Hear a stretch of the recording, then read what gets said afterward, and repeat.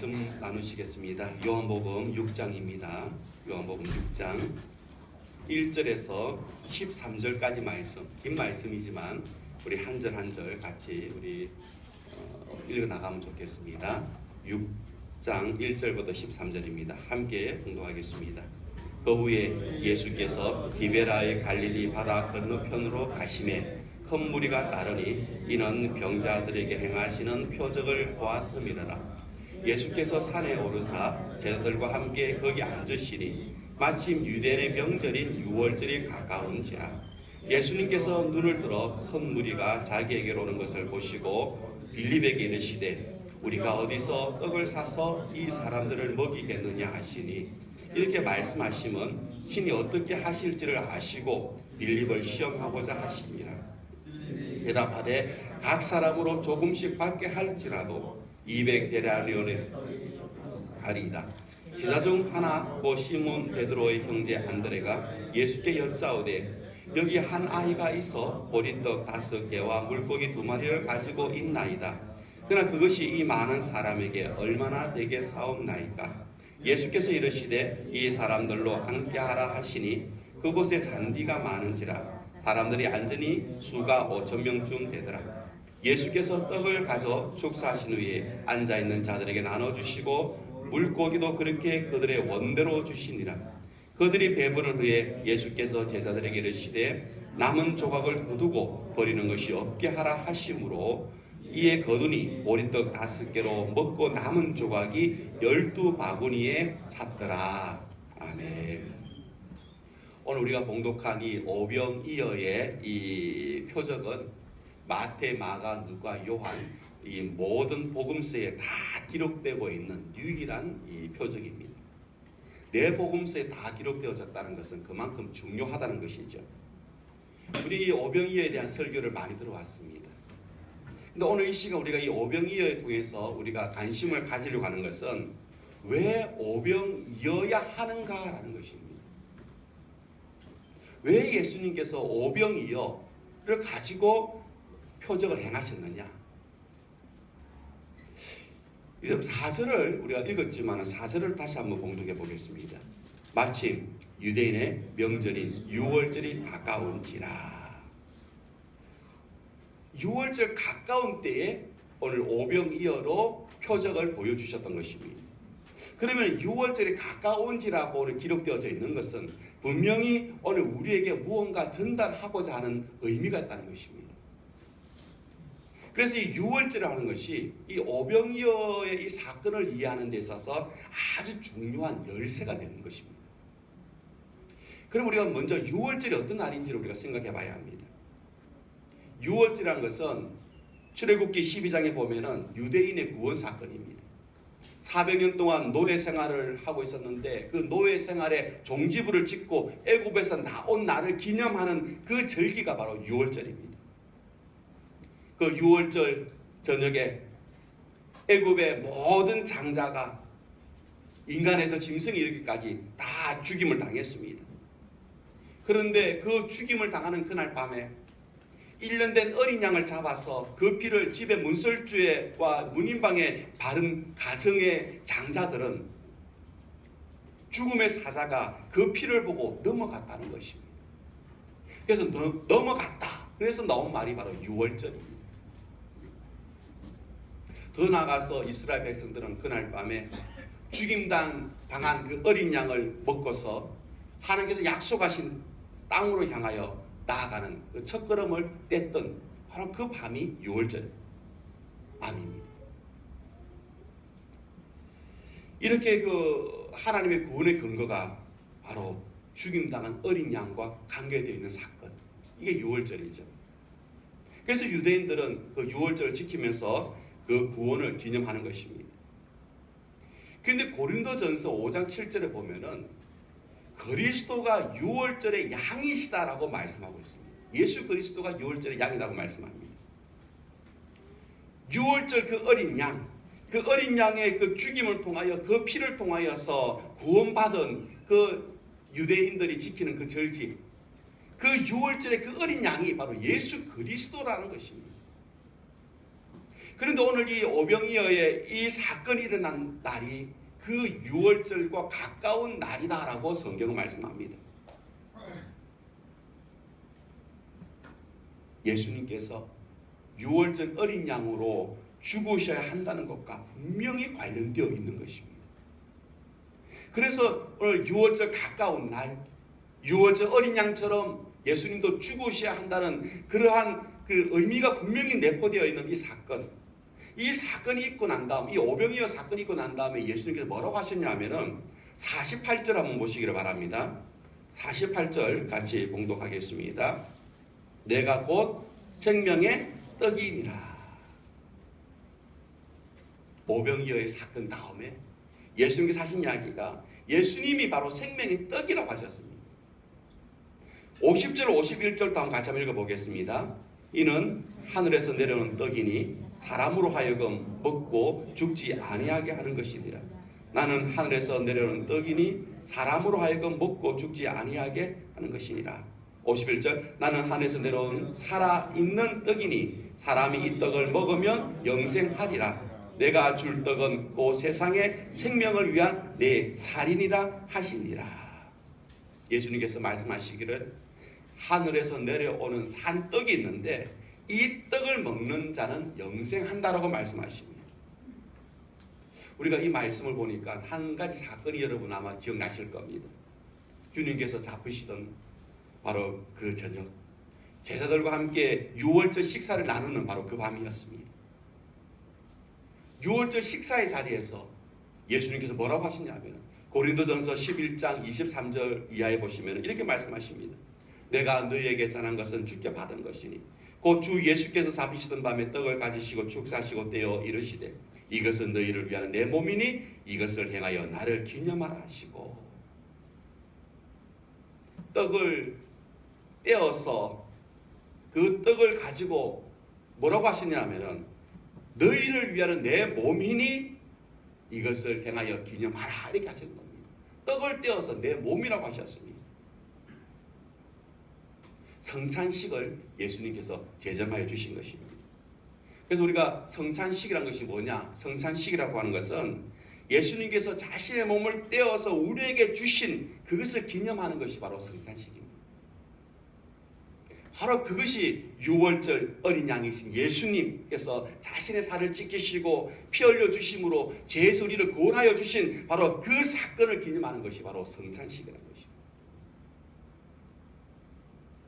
왜 이 오병이어야만 하는가라고 했을 때에 오늘 이 문제를 푸는 열쇠가 바로 이 4절 유월절에 있다는 것입니다. 예수님께서 자신의 몸을 떼어 우리에게 나누어 주시기 위하여서 그것을 예고하여 주신 것이 바로 오병이어 사건입니다. 그런데 그 오병이어의 그 기적을 경험한 그 사람들의 반응은 어떻습니까? 오늘 본문 15절 한번 같이 봉독하시겠습니다. 15절입니다. 그러므로 예수께서 그들이 와서 자기를 억지로 붙들어 임금으로 삼으려는 줄 아시고 다시 혼자 산으로 떠나가시니라.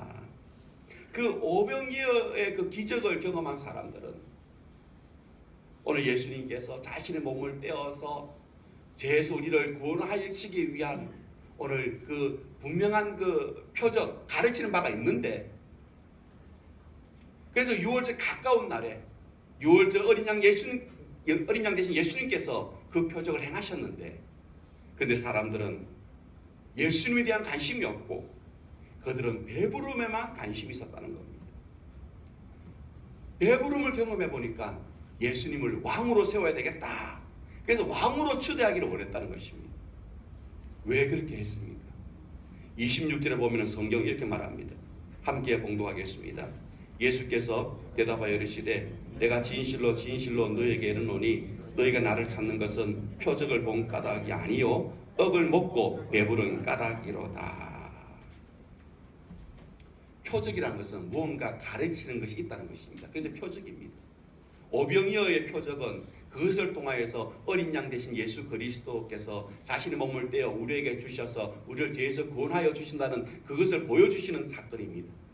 그런데 그 예수 그리스도에 대한 관심은 없고 오직 그들은 떡을 먹고 배불렀기 때문에 오늘 주님을 찾는 것이라고 26절에 말씀하고 있습니다. 그렇게 배부름을 경험한 그들, 그래서 예수님을 왕으로 초대하려고 했던 그들은 어떻습니까?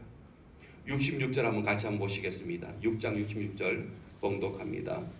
그때부터 그의 제자 중에서 많은 사람이 떠나가고 다시 그와 함께 다니지 아니하더라. 그렇게 배부름을 경험한 사람들이, 그 많은 사람들이, 예수님을 왕으로 초대하려고 했던 그 사람들이 다 떠나가 버렸다는 겁니다.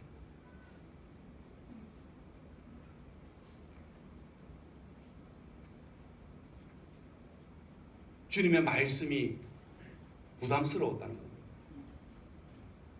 그들의 관심은 구원이 아니었다는 겁니다. 그들의 관심은 떡이었다는 것입니다. 오늘날도 마찬가지입니다. 적지 않은 사람들이 떡에 관심을 가지고 예수님을 찾아오고 있습니다. 영적인 일에 관심이 없습니다. 자신의 영혼에 관심이 없습니다. 하나님 나라에 관심이 없습니다. 그러니까 이 세상 나라에 집착하고 이 세상의 그 떡만 집착하고, 그래서 예수님 찾아오는 겁니다. 예수님께서 오늘 이 세상에 나에게 무언가 해주시지 않겠는가? 근데 사람은 다 똑같습니다. 우리는 이 세상에 집착하고 우리는 떡에만 우리 관심을 갖고 있습니다. 그런데 이렇게 떡에 관심 있는 우리를 누가 찾아오셨습니까? 예수님께서 찾아오신 것입니다. 오늘 우리가 지금 봉독한 오병이어의 이 표적, 오늘 이 표적은 그야말로 은혜입니다. 그들은 관심이 없는데, 그들은 찾지 않는데 예수님께서 그들을 찾아오신 것입니다. 그러니까 은혜이죠. 예수님께서는 말로만 복음을 전한 것은 아니었습니다. 설교만 하려고 이 땅에 오신 것이 아니었다는 겁니다. 죽으시기 위하여서 사람의 몸을 입고 이 땅에 오신 분이 우리 예수님이십니다. 그래서 복음이란 것이 설교만이 아니라 죽음으로써, 그리스도의 죽음으로써 오늘 우리를 찾아오신 것입니다. 그래서 율법과 이 복음에는 많은 차이가 있습니다. 율법은 언제나 우리에게 이것은 하라, 저것은 하지 마라, 그것을 요구합니다. 그런데 우리는 영적으로 죽은 자들이기 때문에 하라 하는 것은 하지 못하고 하지 말라는 것을 또 할 수밖에 없는 그런 아주 연약한 존재가 우리들입니다. 그래서 율법의 명령을 우리는 지켜 행할 수가 없습니다. 행할 능력이 없습니다. 그런 상태가 아닙니다. 우리는 행할 수가 없습니다. 율법이 아무리 우리가 옳은 말을 해도 그 말을 행할 능력이 우리에게는 없다는 것입니다. 행할 능력이 없으니까 어떻게 합니까? 절망할 수밖에 없는 것이죠. 그래서 율법 앞에서 우리는 절망합니다. 그래서 복음이라고 하는 것이 이게 기쁜 소식이 되는 것입니다. 복음은 우리에게 하라라고 하지 않습니다. 복음은 하라라고 하지 않습니다. 복음은 주님이 하셨다라고 말씀합니다. 아멘이십니까? 하라라고 하지 않고 주님이 하셨다라고 말하는 것이 복음이라는 것입니다. 우리를 대신해서 주님께서 죄의 벌을 받아주셔서 우리의 죄를 다 용서해 주시고 우리를 대신해서 율법의 요구를 다 순종함으로써 우리의 의가 되어 주신 것입니다. 누가 하셨습니까? 주님이 다 하셨습니다. 그래서 복음이라고 하는 것은 우리에게 말합니다. 너는 아무것도 할 일이 없다. 주님이 다 하셨기 때문에 그분을 믿고 그분의 하신 일을 믿음을 받아들이면은 하나님 앞에 의로운 자가 된다. 여러분, 이것이 복음이라는 것입니다. 내가 할 일은 없습니다. 주님께서 다 하셨습니다. 우리는 그 주님을 믿고 받아들이기만 하면은 우리는 하나님의 자녀가 되는 것입니다. 구원을 받는 것입니다. 그러니 복음이 기쁜 소식이죠. 율법 앞에서는 절망하는데 행할 능력이 없으니까 하라고 하지만 행할 능력이 없으니까 절망하지만은 복음은 주님께서 하셨으니까 그 주님을 믿고 받아들이라고만 하니 얼마나 기쁜 소식입니까? 그런데 오늘 이러한 이야기들이 오늘 이 오병이어의 사건과 어떤 관련이 있는가? 아마 여러분 그런 질문들 하실 겁니다. 이 오병이어가 지금 이런 이야기들과 어떠한 관련이 있는가? 오병이어라고 하는 것이 영적으로 무지한 사람들에게 가르쳐 주신 예수님의 그 설교였느냐? 아니었습니다. 그들은 영적인 일에 관심이 없습니다. 그들은 먹고 사는 일에만 관심이 있습니다. 어떻게 하면 이 세상에서 좀 잘 살아볼까? 여기에만 관심이 있습니다. 그리고 예수님께서는 그들에게 설교하지 아니하셨습니다. 많은 설교들을 하셨지만은 그들 앞에서는 예수님 설교하지 아니하셨습니다. 왜? 그들의 관심은 영적인 것에 없기 때문에, 먹고 사는 문제 이 세상에만 있기 때문에 예수님은 설교하지 아니하시고 보여주셨습니다. 행하여 주셨습니다. 자신의 몸을 떼어 그들에게 주셨다라는 것입니다.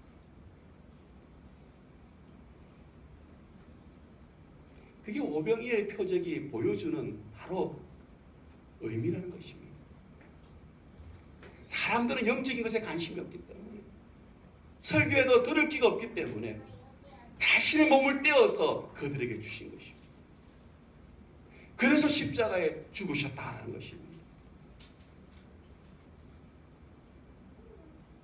우리가 이 오병이어의 사건을 대할 때 주님께서 자신의 몸을 찢어서 오늘 우리들에게 주심으로써 우리가 영생을 얻게 된 것을 보여주는 바로 표적이다, 사건이다라는 것을 여러분 꼭 기억하셔야 됩니다. 그래서 우리가 또 이제 질문하게 되겠죠. 왜 어린아이가 가지고 있는 보리떡 5개와 물고기 2마리를 사용하셨는가? 오병이어의 표적이 무엇을 가리키느냐는 우리가 이해했습니다. 예수님 십자가에 죽으심, 자신의 몸을 떼어서 우리에게 주신 그 사건, 우리에게 영생을 주신, 생명을 떡을 주신 그 사건이라고 우리는 이해했습니다. 그러면 왜 어린아이가 가지고 있었던 보리떡 5개와 물고기 2마리를 사용하셨느냐? 왜 아무것도 아닌 것 같은 그 오병이어를 사용하셨는가? 오늘 예수님께서 오늘 이 표적을 통하여 우리에게 보여주시려고 하시는 것은 신적인 능력이 아닙니다. 예수님의 신적인 능력을 보여주시는 것이 아니라는 것을 여러분 꼭 기억하셔야 됩니다. 만약 예수님께서 신적인 능력을 보여주시려고 했다면 굳이 오병이어가 아니더라도 예수님은 자신의 신적 능력을 나타낼 수 있는 분이십니다. 왜? 우리 예수님은 요한복음 1장에 보면 이 우주를 만드신 하나님이십니다. 말씀으로 창조하신 하나님이십니다. 이스라엘 백성들을 광야 40년 동안 그 200만 명이 넘는 그 숫자를 만나로 먹이시고 입히셨던 분이 우리 하나님이십니다. 신적 능력을 나타내시기 위하여 고작 5,000명을 사용하시겠습니까? 아닙니다. 신적 능력을 나타내기 위해서 행하신 것은 아닙니다. 그러면 왜 이 오병이어의 표적을 보여주셨느냐? 왜 아무것도 아닌 것 같은 보리떡 5개와 물고기 2마리로 오늘 우리에게 보여주신 이 사건은 뭐냐? 신적 능력이 아니고 십자가의 능력을 우리에게 보여주시는 것입니다. 여기는 조금 설명이 좀 필요할 것입니다. 주님께서 빌립에게 이 많은 사람들을 먹여야 될 텐데 어디서 떡을 사서 이 사람들을 먹였으면 좋겠느냐라고 묻습니다. 빌립이 계산이 빠릅니다. 빌립이 계산해 보니까 이들에게 조금씩만 준다 하더라도 200데나리온은 필요할 것이다 라고 계산을 해냅니다. 당시에 하루 품삯이 1데나리온입니다. 그러면 200데나리온이라고 할 때는 그거는 한 8개월치 이 봉급과도 맞먹는 그런 큰 돈입니다. 그것도 조금씩 먹일 때에 드는 비용이 그렇다는 겁니다. 그런데 예수님께서 배불리 오늘 말씀 보니까 한없이 원대로 주셨다고 되어 있는데 물고기를 그럼 그렇게 먹이려고 했다면은 이건 200데나리온도 되지 않는 것이죠. 원대로 먹이려고 했다면 아마 한 2000데나리온은 필요하지 않은가. 그 10배, 200데나리온 10배. 그러면 그것은 6년치 연봉입니다. 그 잔디밭에 앉아있는 사람들을 원 없이 먹이려고 하면은 6년치 연봉이 필요하다는 거예요. 그런 돈이 있어야 된다는 겁니다. 남자만 5,000명이 먹었으니까 여자아이 다 포함하면은 좋게 2만 명은 넘는 숫자입니다. 그러니까 빌립이 계산해 보니까 굉장히 큰 단위 숫자가 필요하다는 겁니다. 굉장히 큰 단위 숫자가 움직이고 있다는 것이죠. 그런데 주님은 지금 빌립이 계산해 볼 때 굉장히 큰 단위의 숫자가 지금 머릿속에 스쳐 지나가는데 예수님은 정작 사용하신 것은 뭡니까? 큰 단위의 어떤 것이 아니고 어린아이가 가지고 있는 아무것도 아닌 것 같은 보잘것없는 보리떡 5개, 물고기 2마리를 사용하셨다는 겁니다. 충격적인 일입니다. 6년치 연봉을 다 모아도 정말 원 없이 먹이기는 어려운 형편인데 보리떡 5개와 물고기 2마리로 주님은 오병이어의 표적을 보여주신 것입니다. 아무것도 아닌 것 같은, 정말 어린아이 손에 들려져 있는 그 보잘것 없는 것 같은, 손이 큰 사람이 볼 때는 그것은 아무것도 아닙니다. 지금 빌립의 머릿속에 돌아가고 있는 그 계산, 그 숫자에 볼 때는 그것은 정말 아무도 신경 쓰지 않는, 정말 없는 거나 마찬가지인 바로 그겁니다. 빌립이 생각할 때 볼 때 그 어린아이 손에 들려진 것은 아무것도 아닌 겁니다. 아무도 쳐다보지 않는 것입니다. 그런데 아무도 쳐다보지 않는, 아무것도 아닌 것 같은, 정말 보잘것없는 그 보리떡 5개, 물고기 2마리로 가지고 주님은 원 없이 먹이셨던 역사를 보여주신 것입니다. 이게 십자가의 능력입니다. 이게 십자가의 방법입니다. 우리가 하나님 나라의 비밀을 알지 못하면 도무지 깨달을 수 없는 영적 원리가 바로 여기에 숨어 있는 것입니다. 마태복음 13장에 보면은 하나님 나라의 비밀에 관한 그 예수님 비유가 몇 편 나옵니다. 처음에 보면은 천국은 씨 뿌리는 것과 같다라고 하십니다. 일부는 길가에 뿌려지고, 일부는 흙이 얕은 돌밭에 뿌려지고, 일부는 가시떨기에 떨어지고, 또 일부는 좋은 땅에 뿌려집니다. 동일한 씨앗이었지만은 그런데 그 씨앗을 받는 모두에게는 동일한 것은 아니었다는 겁니다. 왜? 길가에 떨어진 것, 돌밭에 떨어진 것, 가시밭에 떨어진 것은 열매를 맺지 못했기 때문입니다. 열매를 맺은 것은 좋은 땅에 떨어진 것이 그것뿐이었습니다. 이처럼 천국은 모든 사람들에게 다 열려있지만은, 모든 사람에게 기회가 다 주어지지만은 모든 사람이 동일하게 반응하는 것은 아니라는 것을 보여주는 비유입니다. 또 하나 그 13장에 보면은 천국은 모든 씨앗보다 그 작은 겨자씨에 비유되는 그 내용을 볼 수 있습니다. 왜 겨자씨에 천국을 비유할까요? 겨자씨는 아무리 눈여겨봐도 잘 보이지 않는 작은 씨앗입니다. 근데 이것이 나중에 보면은 그래도 새들이 앉을 만한 크기로 자란다는 것입니다. 또 그 13장에 보면은 천국을 가루 서말 속에 있는 누룩과 같다라고 이야기합니다. 밀가루 속에 숨어 있는 누룩 보이지 않습니다. 평범한 밀가루 같이 보입니다. 그런데 그 숨어 있는 그 누룩 때문에 그 밀가루는 부풀어 오르는 것입니다. 그리고 13장에 보면은 천국은 밭에 감추인 보화와 같다라고 비유되어 있습니다. 밭에 감추어져 있으니까 사람들이 볼 수 없는 것이죠. 사람들이 볼 때는 평범한 밭이라고 생각합니다. 그런데 그 평범한 밭 속에 보화가 숨겨져 있다는 것입니다. 다 천국을 가리키는 비유입니다. 천국은 천국인데 숨겨져 있고 보잘것없이 보이고, 그렇게 겉모습이 정말 우리로 하여금 호기심을 갖도록 보여지지 않는, 그렇게 매력적이지 않는 바로 그 어떤 것이라는 겁니다. 그래서 사람들은 다 지나쳐 버립니다. 왜? 보잘것없이 보이니까, 아무것도 아닌 것 같이 보이니까 그냥 지나쳐 버린다는 것이죠. 오병이어의 기적이 그렇습니다. 보잘것없는 것 같은, 아무것도 아닌 것 같은, 정말 그것을 가지고 온대로 먹이셨던 그 사건. 그런데 사람들은 그것을 보면서도 그들의 관심은 어디에 있었습니까? 더 먹는 것에 있었습니다. 더 먹는 것에. 온 없이 먹었음에도 더 먹는 것에 관심이 있었다는 겁니다. 그래서 이분을 왕으로 삼으면 좋겠다. 그럼 우리는 더 먹을 수 있지 않느냐. 이게 그들의 전부였습니다.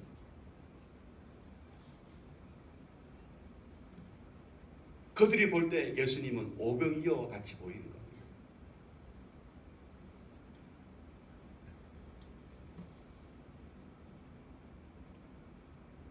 예수님이 내 영혼을 만족시켜 주시고 우리를 영원토록 즐겁고 기쁘게 해줄 수 있는 분으로 보지 못하는 겁니다.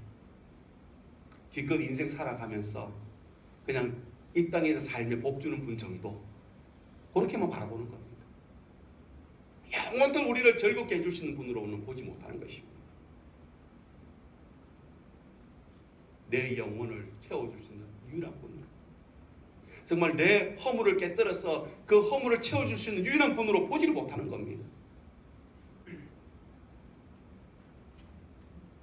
그래서 예수님께서는 그들이 예수님을 그와 같이 보는 겁니다.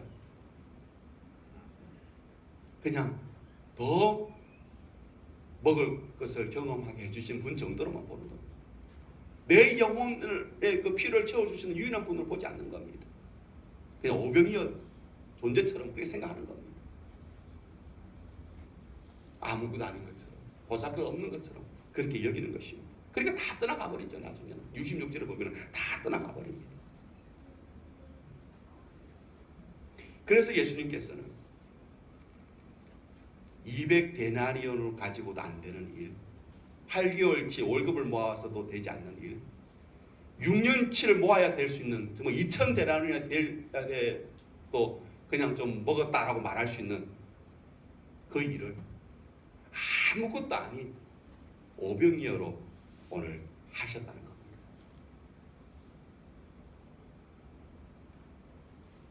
예수님께서 십자가에서 자기 몸을 우리를 대신해서 찢어주시고 피를 흘려주시고 우리에게 주신 것이 바로 이 오병이어의 속에 숨겨져 있는 바로 이야기라는 것입니다. 오늘 예수님께서 이 오병이어를 통해서 우리에게 보여주시고자 하시는 것은 사람들 생각할 때 보잘것없는 우리 예수님이었지만 또 그들이 생각할 때 보잘것없는 십자가 사건이었지만 그러나 그것이 우리의 영혼을 구원하는 유일한 방법, 하나님의 지혜였다는 것 여러분 꼭 기억하시기 바랍니다. 우리 41절 42절 한번 보실까요? 6장 41절 42절입니다. 같이 봉독합니다. 자기가 하늘에서 내려온 떡이라 하심으로 유대인들이 예수에 대하여 수군거려 이르되 이는 요셉의 아들 예수가 아니냐, 그 부모는 우리가 아는데 자기가 지금 어찌하여 하늘에서 내려왔다 하느냐. 이렇습니다. 예수님께서는 정말 이 땅에서 오병이어처럼 사셨습니다. 보잘것없는 존재로, 아무것도 아닌 것 같은 존재로 그렇게 우리 주님은 사셨습니다. 유대인들이 그렇게 이야기하잖아요. 41절 42절 보면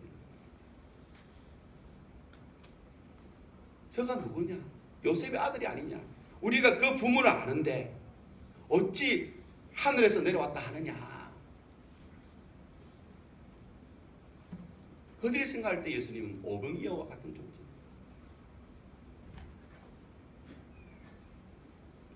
우리는 종종 믿음 생활하면서 성공이라고 하는 말, 번영이라고 하는 말, 축복이라고 하는 말을 복음과 혼동할 때가 있습니다. 복음이라는 것을 성공, 번영, 축복 이런 말과 섞어서 사용할 때가 있다는 것입니다. 그런데 주님께서 십자가의 방법을 통해서 우리에게 보여주신 것, 그리고 이 오병이어의 이 표적을 통해서 우리에게 보여주신 것, 그래서 우리가 생각하는 그런 것들이 아니었습니다. 하나님 나라의 비밀이 바로 여기에 있음을 믿으시기 바랍니다. 우리의 삶의 비밀이 바로 여기에 있는 것입니다. 그래서 주님은 오늘 우리의 생명의 떡이 되어주신 것입니다. 자기 몸을 깨뜨려서 우리에게 주심으로써 우리도 영생을 얻고 우리의 영혼이 살아난 것입니다.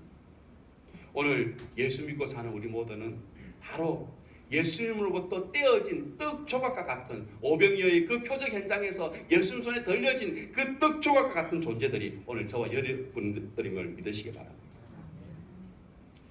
이것이 우리가 이 땅을 살아가는 소명입니다. 자신의 몸을 버리시고 그 몸을 떼어서 우리에게 주사 우리를 살게 하셨던 것처럼 역시 우리도 마찬가지입니다. 우리를 떼어 줌으로써 다른 사람을 살리는 일에 우리가 부름을 받았다는 것입니다. 주님의 그 죽으심이 바로 이 오병이어가 보여주는 바로 상징적인 것입니다. 그런데 그 오병이어가 그 2만 명 이상의 사람들에게 배부름을 경험했지만 그래서 십자가 예수님의 죽으심은 세울 수 없는 많은 사람들에게 영생을 주셨고 그들의 영혼을 배부르게 하신 줄 믿습니다. 요한 1서 3장 16절에 보면은 이런 말씀이 있습니다. 제가 읽어드리겠습니다. 그가 우리를 위하여 목숨을 버리셨으니 이는 우리가 이로써 사랑을 알고 우리도 형제를 위하여 목숨을 버리는 것이 마땅하니라. 주님께서 자신의 몸을 떼어주셨던 것처럼 우리도 그렇게 하도록 부름을 받았다라고 이야기합니다. 에베소서 5장 2절에 이렇게 말씀하고 있습니다. 제가 한번 읽어드리겠습니다. 그리스도께서 너희를 사랑하신 것 같이 너희도 사랑 가운데서 행하라. 그는 우리를 위하여 자신을 버리사 향기로운 제물과 희생 제물로 하나님께 드리셨느니라. 그리스도께서 자신의 몸을 떼어 죽이시기까지 우리 사랑한 것처럼 너희도 사랑 가운데서 행하라라고 말씀합니다. 이것이 떼어진 떡 조각으로 살아가는 우리의 사명이라는 것입니다. 우리는 예수님 손에 들려졌습니다. 그리고 떼어졌습니다. 떼어진 떡 조각이 되어졌습니다. 떡 조각의 사명은 무엇입니까? 다른 사람에게 그들의 그 영혼에 우리가 쓰임을 받아야 한다는 것입니다. 남편을 위해서, 아내를 위해서, 자식을 위해서, 부모를 위해서, 일터에서 함께하는 사람들을 위해서 우리는 떼어진 떡 조각이 되어서 정말 그들을 배부르게 할 수 있는 오늘 그러한 사명에 우리 모두가 부름받았다는 것을 기억하시고 오늘 주님의 말씀처럼 사랑 가운데 행할 수 있는 저와 여러분 다 되시기를 주의 이름으로 축원드립니다.